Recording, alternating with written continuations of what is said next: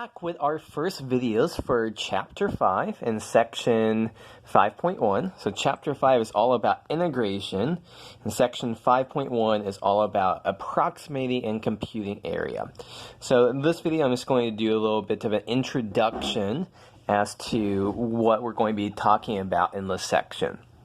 So approximating computing area, what we're going to be thinking about is approximating and computing the area under a curve. And so we have some curve here, f of x, and there's going to be two values here, a and b, and we want to figure out what is this area equal to. Or, maybe we can calculate it exactly, maybe we can just approximate it. That's going to be the main point of what we're trying to do in this section. Now, there are some easy cases that we can do. So, for example, if our function f of x is just a constant, then between a and b, we have that the area under the curve. Well, the area under the curve is just a rectangle as the region, and that's very easy to just do length times width to find that area.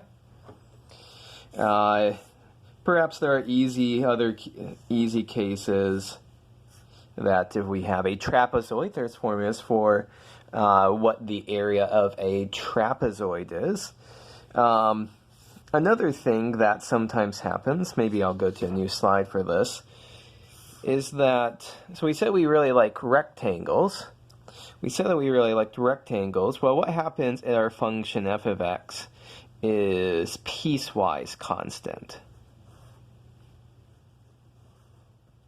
So suppose that this is f of x.